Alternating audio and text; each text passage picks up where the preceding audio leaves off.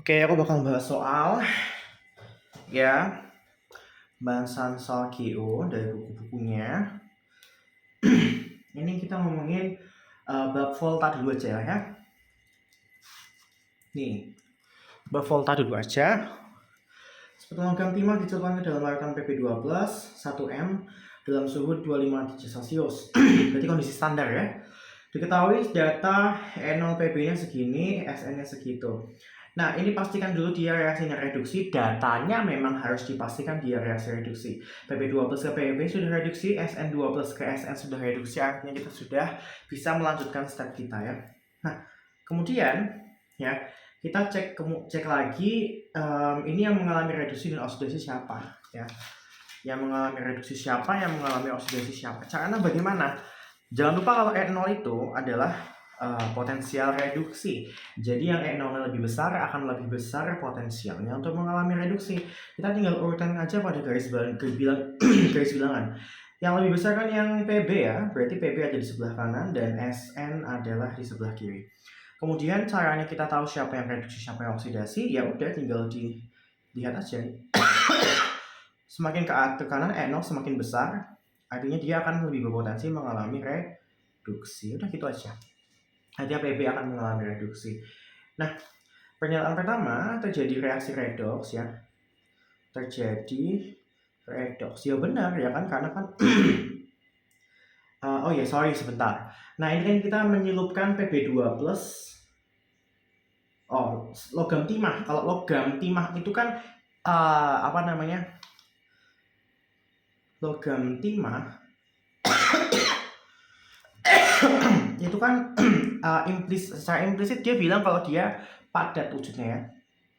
Sementara logam itu kalau padat itu dia tidak punya muatan ya. Artinya dia bentuknya tuh Sn saja, bukan Sn2 plus tapi Sn. Nah, kemudian si logam timah ini dicelupkan ke dalam larutan Pb2 plus. Berarti ditambah sama Pb2 plus. Nah, logikanya kan gini. Yang tidak punya muatan itu akan dioksidasi, yang punya muatan itu akan direduksi. Kalau logikanya memang begitu.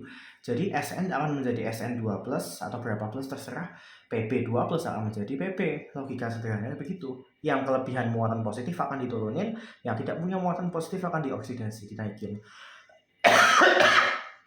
Jadi ya sudah, kita lihat reaksinya nih. Ini kan benar nih, Pb mengalami reduksi ya. Pb mengalami reduksi dari Pb2 plus, ini kan plus 2, ini kan plus 2, ini 0, jadi kan dia reduksi ya. Berarti apakah sesuai dengan data yang tersedia di E0 ini ya? Sesuai, karena Pb lebih kanan, artinya Pb akan mengalami reduksi. Jadi nomor 1 benar ya. Untuk nomor 2, timah akan teroksidasi. Timah itu kan Sn ya. Nah, Sn teroksidasi benar ya ini? Benar ya, dia dari 0 ke plus 2 atau plus berapa nanti ya. Berarti 2 benar. Nomor 3 ya. Nomor 3 terbentuk endapan Pb ya, benar ya. Logam itu kalau misalnya kan tadi ini kalau tak bisa cuma Pb-nya doang yang aku tulis, Pb2 plus jadi Pb. Logam kalau punya muatan itu wujudnya larutan. Kalau tidak punya muatan wujudnya adalah padatan. Dari larutan ke padatan itu kan mengendap. Jadi terbentuk endapan Pb, berarti benar kan? Berarti nomor 3 benar, terbentuk endapan Pb. Nomor 4, Pb akan teroksidasi. Salah ya, tadi yang teroksidasi adalah Sn. Harusnya Pb mengalami reduksi. Ya, berarti jawabannya 1, 2, dan 3. Jawabannya A. Nomor berikutnya, nomor 2. Aku minum dulu aja ya. Ya, gitu ya. Terus kita lanjut lagi aja. Ke nomor berikutnya. Jika tembaga dan seng dicelupkan dalam larutan asam sulfat encer, pernyataan yang benar adalah tembaga dan seng itu tidak ada kata ion ya. Jadi tembaga itu hanya Cu saja tanpa muatan, dan seng Zn. Seng itu Zn kok benar. Nah, artinya logam itu kan tadi jangan lupa ya. Logam itu kalau tidak punya muatan wujudnya padat. Tidak punya muatan wujudnya padat. Artinya apa sih, Dek? Artinya Sn sama Cu ini padat. Dicemplungin di larutan asam sulfat encer H2SO4. Kan sebenarnya H2SO4 kalau terurai jadi apa sih? Jadi 2H plus ditambah SO4 2 min. Artinya kan sebenarnya H2SO4 itu kan H plus ya. Jangan lupa kita ada direct volta. Direct volta itu kan hafalan ya. Ini posisi Zn itu kan di sini, H plus di tengah, CO di kanan. Ini tergantung direct voltanya. Dihafal sendiri yang lihat kalau nanti Bapak Camat meninggal dan seterusnya. Nah, gitu. Jadi menurut direct volta ini ya, menurut direct volta ini siapa yang mengalami sorry. Ini kan ada H plus dan ada Cu dan Zn. Yang tersedia di reaksinya hanya Cu, Zn dan H plus. Tadi aku bilang logikanya ya, yang ion positif dia akan mengalami reduksi karena dia kelebihan Bilox. Tapi kalau misalnya dia netral, tidak punya muatan, dia logikanya akan dioksidasi karena dia kekurangan Bilox ya. Kalau logam itu nggak bisa bermuatan negatif umumnya. Jadi kita pakai dua ini aja, yang positif kelebihan, yang netral kekurangan muatan gitu ya. Logikanya gini. Artinya karena H plus punya muatan di sini, H plus punya muatan artinya H plus akan selalu reduksi. Selalu reduksi H plusnya. Artinya agar H plus selalu reduksi, yang bisa dia pasangin hanyalah si Zn. Karena gini, Cu dan Zn karena dia tidak punya muatan, dia akan selalu oksidasi. Yang bisa dilakukan hanya oksidasi. Gini aja, jangan akan selalu. Yang bisa dia lakukan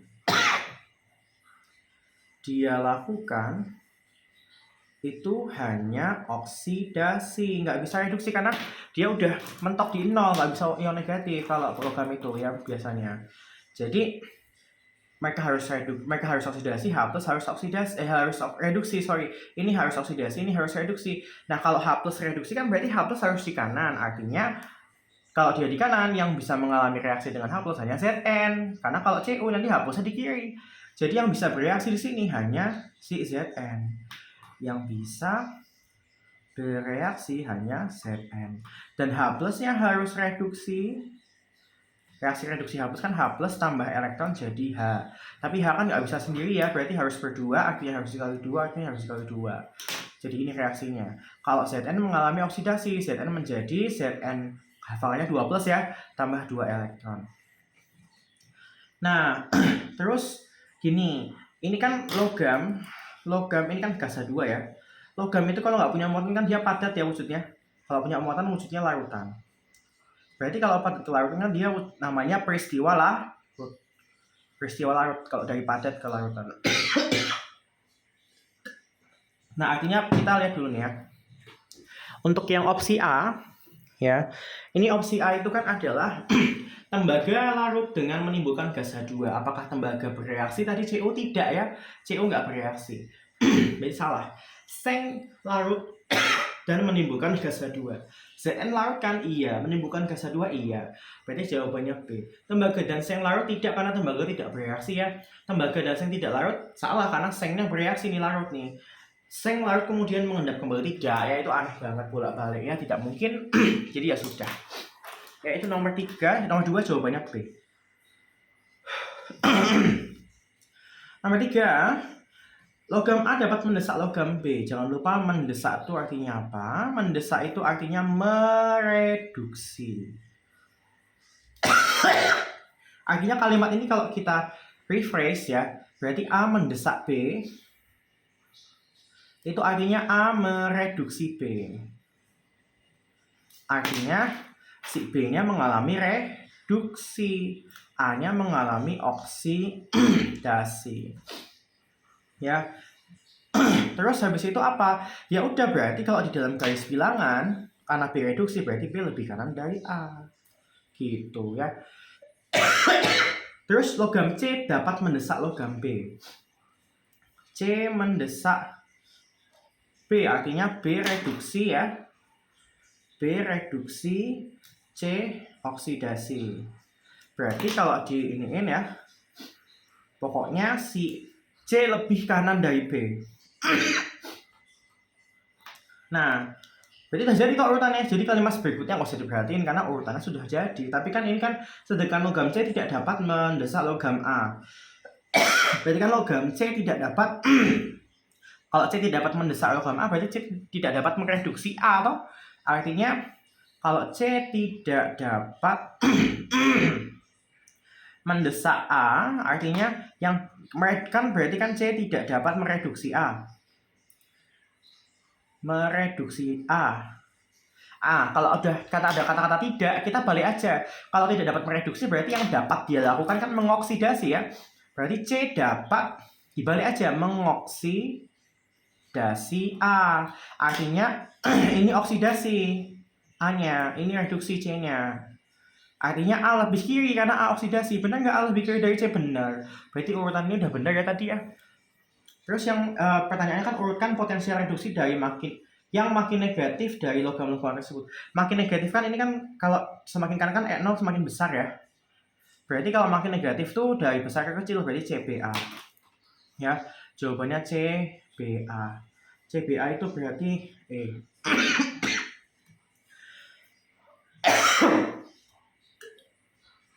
Oke, ini trial aja ya untuk beberapa nomor dulu karena aku menunggu Shopee Food dan HP ku ada di atas itu merekam, jadi ya nggak bisa lama-lama. Oke, nomor 4 dulu. 4, logam LMP menunjukkan reaksi-reaksi bla bla bla.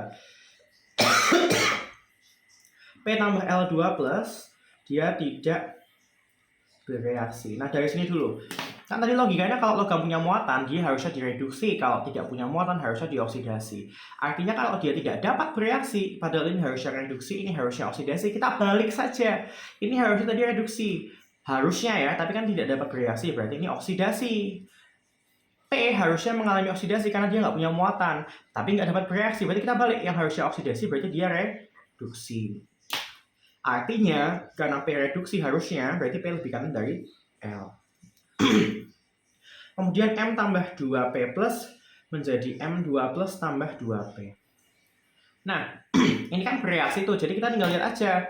Si M tuh mengalami oksidasi, P mengalami reduksi. Artinya dalam garis bilangan karena M-nya oksidasi, P-nya reduksi, berarti P lebih kanan dari M. Ya, karena kan kanan tuh tadi reduksi. Padahal kan L itu tadi di kirinya P ya, berarti kan bisa di sini antara di sini sama di sini L-nya ya kan. Kita nggak tahu. Nah, kita tahunya dari yang ketiga, L tambah M2 plus menjadi L2 plus ditambah M. Ini L-nya mengalami oksidasi, berarti nanti L-nya harus lebih kiri daripada M. Berarti posisinya seperti ini. Yang benar ya, karena L oksidasi berarti L harus lebih kiri daripada M. Berarti yang benar gini. Urutan ketiga logam sesuai dengan potensial elektroda meningkat. Meningkat itu dari yang paling kecil ke paling besar. Berarti LMP ya.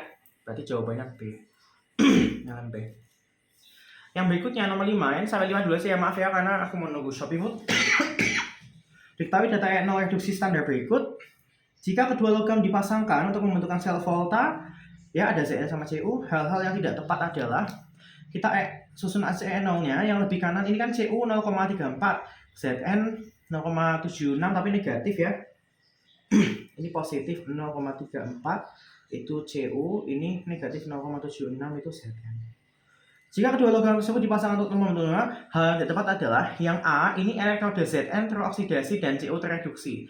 Di sini kan Cu lebih kanan ya karena lebih positif daripada Zn. Yang A itu dia bilang kalau Zn itu oksi dan Cu itu reduksi. Benar nggak ini? Benar ya, karena Cu lebih kanan berarti reduksi, berarti benar yang A.